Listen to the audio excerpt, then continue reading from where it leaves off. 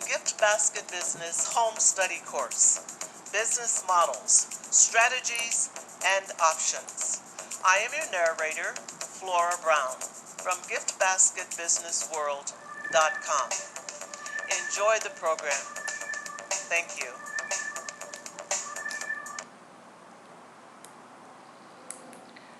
I've noticed that when people decide to go into the floral business, they immediately look for a class to take, sign up to learn about the design techniques and business strategies. The same seems to be true in the balloon industry. People who want to become balloon artists recognize that they need training not only in balloon design, but also in business. But for some reason, people entering the gift basket business think that putting some products in a basket or some other kind of container makes them ready to enter the business. I am very happy that you are here in this course to learn how to do your gift basket business properly.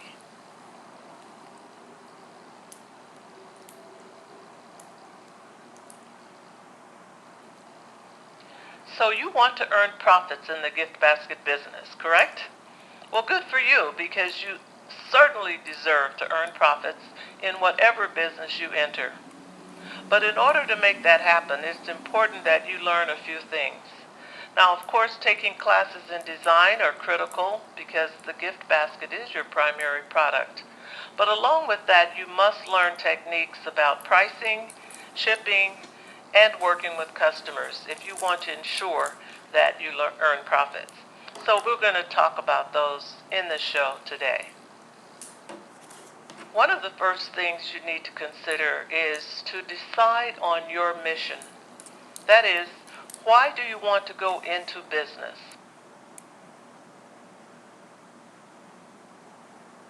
One of the first things you need to consider is to decide on your mission. One of the first things you need to consider is to decide on your mission.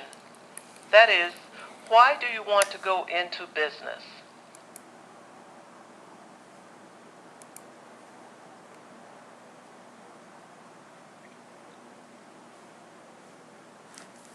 One of the first things you need to consider is to decide on your mission. That is, why do you want to go into business? Any business for that matter of fact, but why do you want to go into this particular business? You can certainly make money in many different kinds of businesses, but if you've chosen to go into the gift basket business, you must ask yourself, what is your passion? What is it that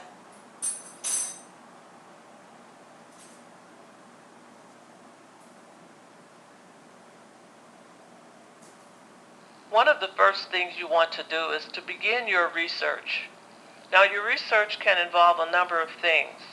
One of the things you will need to do is to do some number crunching. That is, you will need to investigate what are the costs involved, where will you be getting money to finance your business, and where will you get customers. Along with that, you're going to be wondering, what about the products? Where will you find the products? And of course, eventually, how will you put them together? In the real estate industry, they love to say location, location, location. Well, of course, where you locate your business is very important, but there are many factors to consider.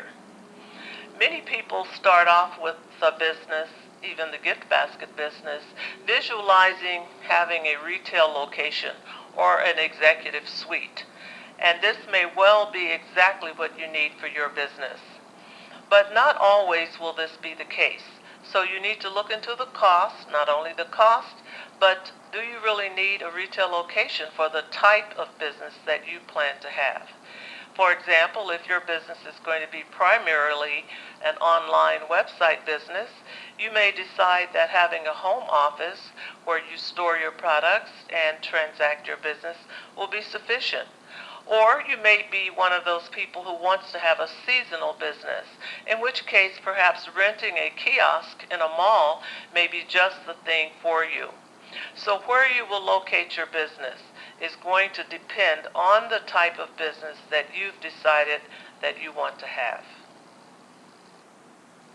Let's talk about some of the options you have in setting up your gift basket business. Now, you don't have to settle on just one of these. Many people use these in combination. But there are two main categories.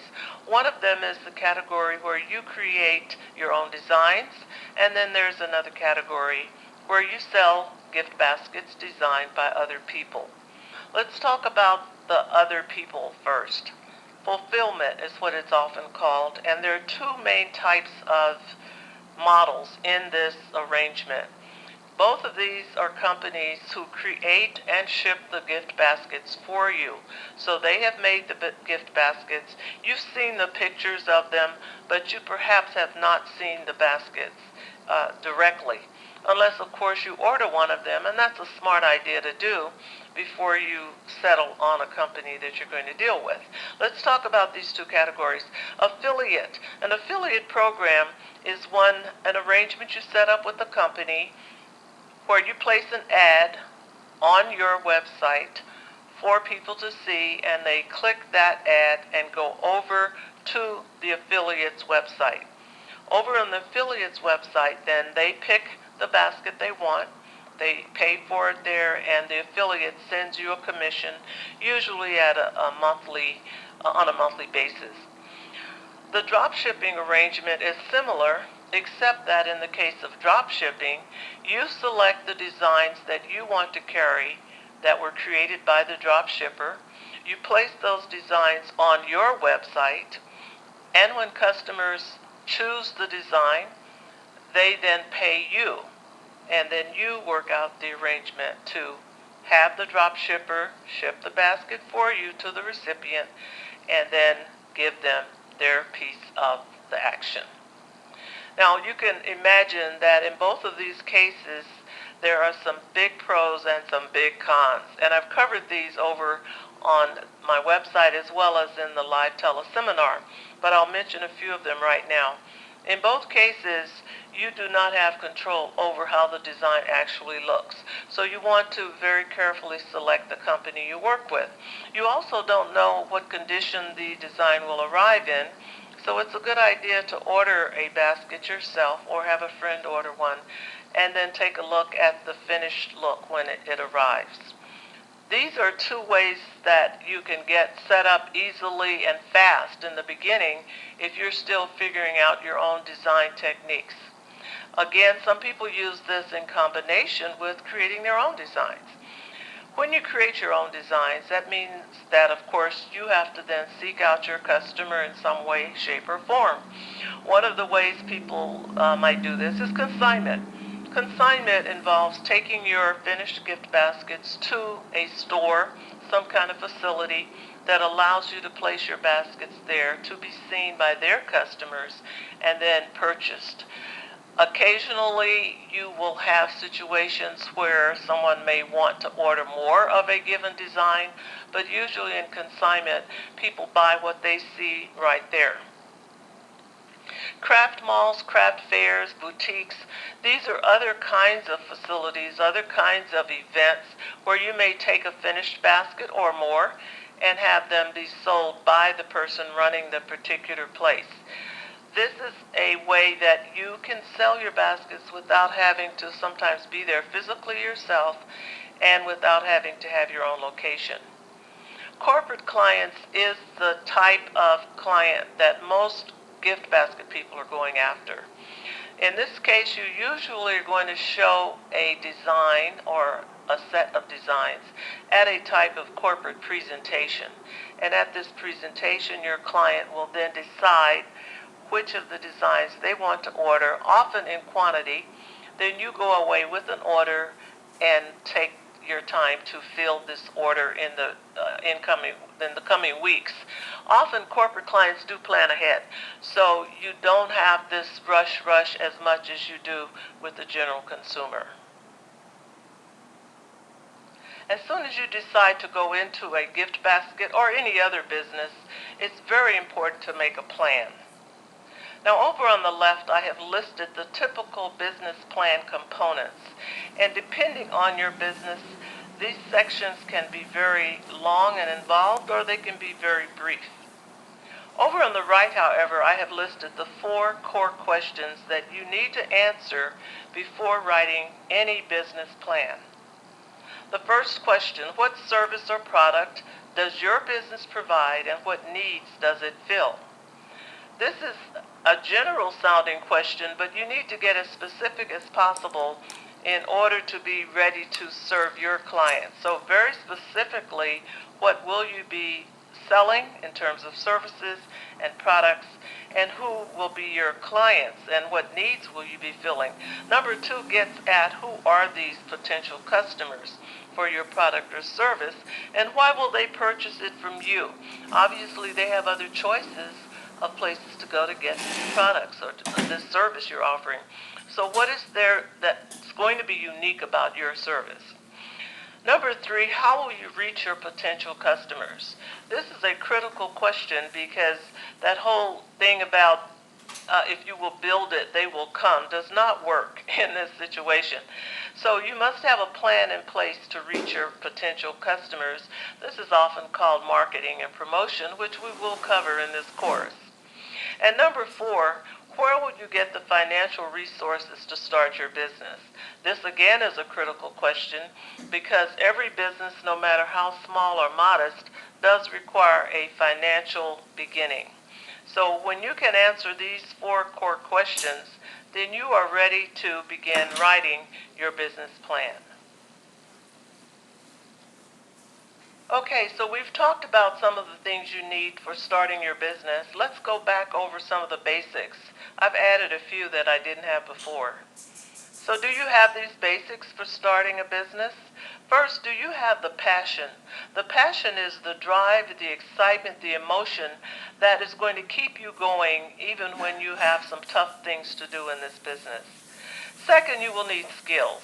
Now, some of the skills you may already have coming into the business, but those that you don't have, it's your passion that's going to enable you to take the classes, take the training that's required to build those skills, or you may have to seek out other people who have those skills to help supplement what you don't have to run your business. Number 3, you must have startup capital. There was a saying many years ago that you could start this business on a shoestring. And I used to often comment that, boy, that must be a pretty big shoe because this business, like all others, does require some startup capital. And it's important for you to know that and have something in place to start. Number 4, contacts. Who are the people that you are going to be contacting? Some of them may be people you already know. That's who we normally start with, family and friends, co-workers, employees, whatever. But you must have some contacts. If not, at some point, you're going to have to know that you must start building contacts. Personality. People like to do business with nice people and kind people and pleasant people.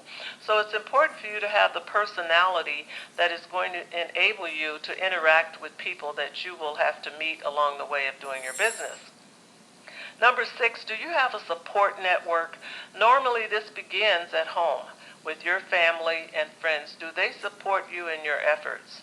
Now, this doesn't mean that they are necessarily working hands-on in every aspect of your business, but they must be willing to share your time and energy that you're going to be spending with your business. And if you have this in place, it's going to be a big plus for your success. And finally, number 7 is a willingness to learn. You're never going to finish learning in this business or any other for that matter. So if you have a willingness to learn and you have all those other things in place, then sounds like you have the basics for starting your business. Right away, as soon as you begin your business, you want to start getting to know your colleagues and your potential clients. Colleagues, I mean other people who are in the gift basket business or other people who are retailers. These people are not your competition and they're not your enemies. They're people you can learn from. Now, granted, there will be some of them who do not want to share with you, but there are many others who do. Also, you want to start perceiving people that you meet as your potential clients and start to build relationships with them. One of the ways you will be doing that will be networking, as you meet people in networking groups, in clubs, and even in your church and other social settings. All right, let's start talking about price, because pricing is a very interesting concept in the gift basket and all other industries. Take a look at these two gift designs. The one on the left, you will see the description of it underneath, and the one on the right, you see the description there. Now, one of these is $65.99. The other one is $49.99. Now, you would expect that the one that has the most products in it is probably the more expensive one. But in this case, it just is not. The one on the left is $65.99, and the one on the right is $49.99. Now, what makes for the difference? The difference is based on how it was priced by the person who created it. And this is something you must understand, that you get to decide the pricing. Now, how do you do that? There are a number of formulas you may use, but another factor is where is it being sold. You will notice that the one on the left is from Amazon.com. The one on the right is from a gourmet gift basket website. So where your basket is being sold, as well as the contents and the labor involved, all of these are factors that go into setting the price. What is the most important part of your gift basket business? Many people are eager to start creating business cards, having a logo designed, and other people are eager to buy products and start creating designs. Unfortunately, neither of these things is the most important part of your gift basket business. The most important thing to know is your customer's needs and budget. So the most important thing in your gift basket business is the customer. No matter how many products you rush out and buy, nor how many skills you have or how beautiful your logo might be, until you get a customer and meet his or her needs, you actually are not in business. Now, you notice that this particular design that you're looking at says "Welcome to California." This design was created not just because I love California. This design was created for a client who asked for a Welcome to California type theme for a convention. This is the way that you want to think in terms of your business. Finding the customers, determining their needs, finding their budget, and then creating your designs to meet those things.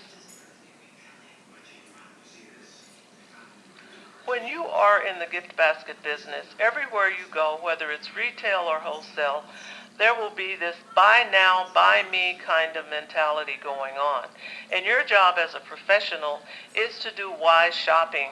That is, you must look at the products with a different eye than the general consumer. Not only are you looking for products that will fit your particular design, but you are also keeping in mind the customer's budget. You're keeping in mind that it will have to be shipped, and you're also keeping in mind how it will work with the theme that you are creating. Pricing is all in the mind. If I tried to sell you a bottle of water on a city street for $100, you would certainly laugh and think I had lost it. But if you were stranded in the desert and had plenty of money, and had no prospect of getting out anytime soon, the idea of buying a bottle of water for $100 might suddenly start to seem more and more reasonable. Value and benefits are all in the mind of the customer, the consumer. You'll notice that on the left I have pictured some bottles of perfume. You can't see a brand name there. But over on the right, you do recognize the brand Chanel, number 5. Now, there is a 400% difference in the price of these two perfumes. What makes this difference in these two perfumes? Well, of course, it's the value and the benefits in the mind of the customer, who clearly believes that Chanel number 5 not only smells better, but is worth so much more. There are a number of influences on price in the buyer's mind that you have no control over at all. For example, the customer's past experience with that product line. If a customer has paid $3 for a cup of coffee at Starbucks, they may be willing to pay $3 someplace else, but they may balk at a coffee price of $6 because they've had past experience with spending 3. There's also the knowledge of what others have paid. If you knew that your neighbor got a ride home from the airport for $40 in one of those airport shuttle buses, you may well be willing to pay $40 also because of the knowledge of what your neighbor had paid. Then we can also recall advertising. For example, I wanted to buy a camera and it had been on sale for $150.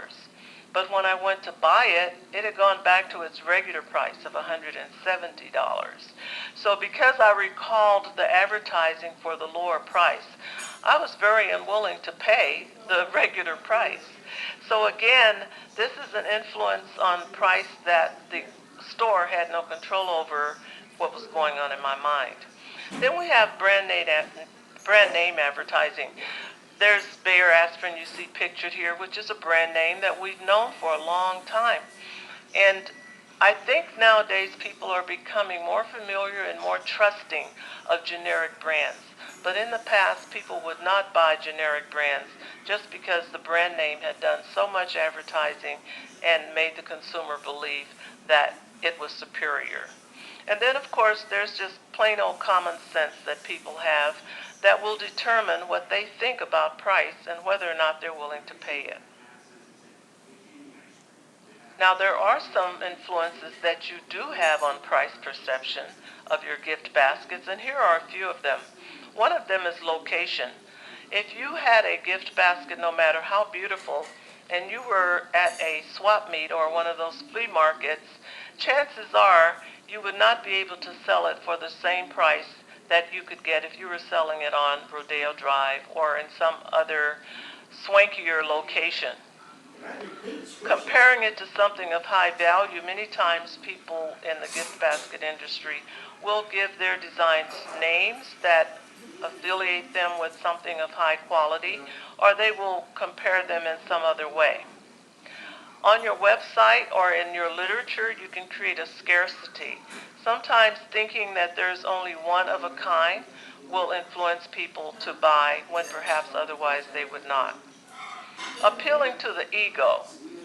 Many of us, maybe all of us, like to have our egos stroked. And when you give a customer a feeling that he is unique and special, sometimes that can have a great influence on how much he is willing to spend.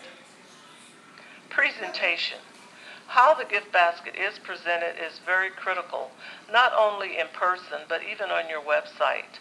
It's important to spend a little time doing a little staging of your design when you are photographing it for your website. And finally, creating a sense of community is exactly what Starbucks and some other places do.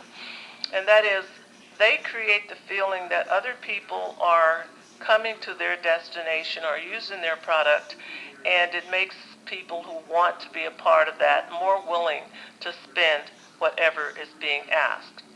Now, in the gift basket industry, you may wonder, how can you do this?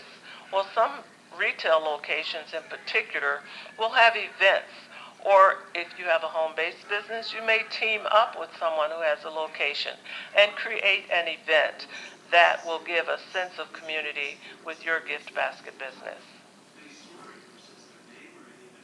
Now, what does price have to do with quality? Well, price has absolutely nothing to do with quality except in the mind of the customer. Every customer has in his or her head a mental scale of what they believe is fair or unfair pricing. Customers also have an upper and a lower limit on what they will pay for perceived quality. For example, would you pay $21.95 for this giant fortune cookie? Perhaps you wouldn't, but there are some people who will be buying this exact cookie for Father's Day. I just received this in my email for sale, and I am sure that there will be people who will be buying it. So it's all about the customer's upper and lower limits on what they will pay for a perceived quality. So how are you going to fit all of this into your business? Well, you need to begin to take action. Remember back when I said do your research? Yes, you do your research, but at some point you need to start making some decisions.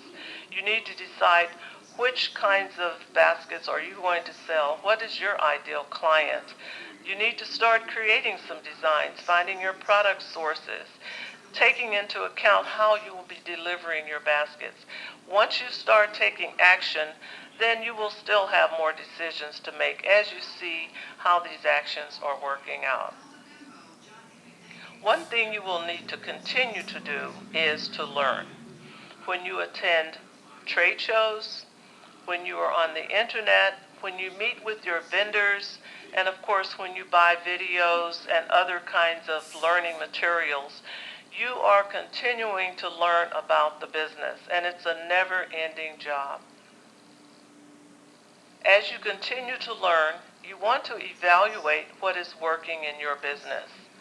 Who is your ideal client?